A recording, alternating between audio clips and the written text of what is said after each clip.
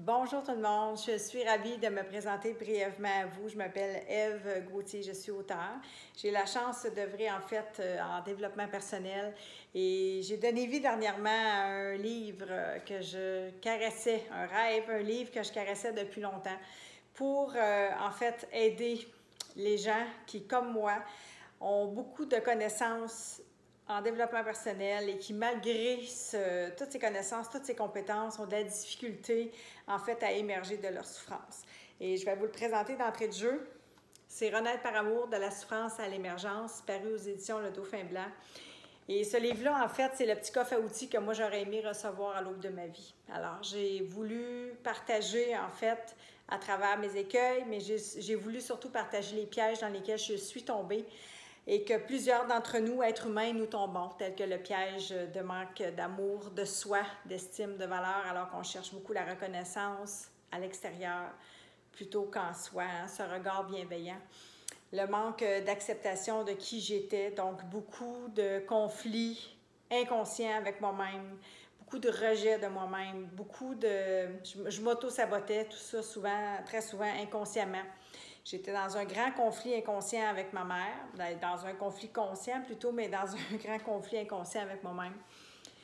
Alors que tout ça s'est révélé à moi au décès de maman. Puis bon, j'en parle, c'est sûr, dans le livre, mais je voulais vraiment que ce soit pas nécessairement un livre autobiographique, mais bien un livre qui pourrait vous apporter des lumières sur vos propres problématiques, vos propres histoires de vie, vos écueils à vous.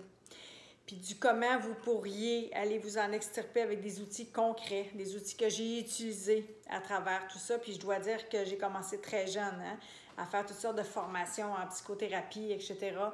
Alors, puis pour moi, ça a été ça aussi, la conscience de voir comment que ma tête était bien pleine, puis que malgré ça, j'y arrivais pas.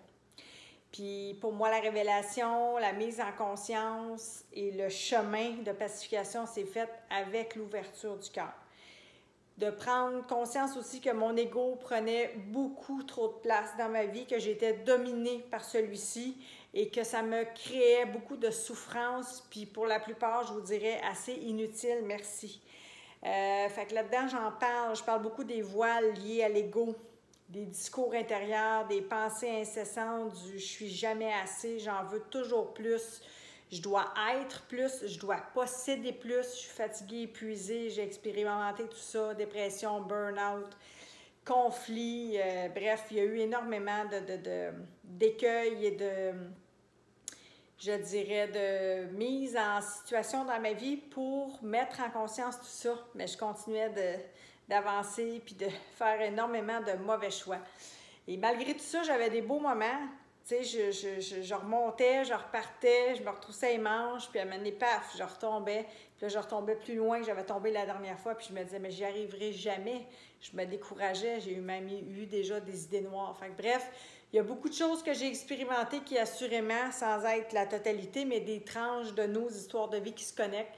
Puis je considère avec beaucoup d'humilité que c'est un livre qui est simple. Ce sont tous des petits chapitres, une trentaine de petits chapitres où est-ce que je peux vous parler autant de la mise en conscience, oui, de la libération de l'écueil, oui, de l'ego, de l'orgueil, on va dire ça, que de lâcher prise, que de communication, que d'aller à la rencontre de soi, d'acceptation de soi, de la connaissance aussi de soi. Bref, il y a beaucoup de sujets qui sont tous interconnectés, je vous dirais, à notre bonheur, à notre joie intérieure.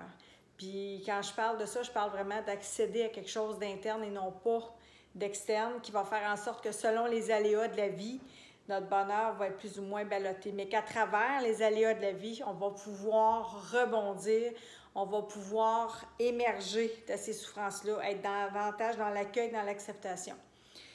Alors pour moi, c'est tout ça que vous allez retrouver dans ce beau livre-là. Alors je vous l'offre avec tout mon amour, puis je vous souhaite un beau chemin de pacification vers ce qui appelle en vous à renaître. Je vous embrasse. Bonne lecture.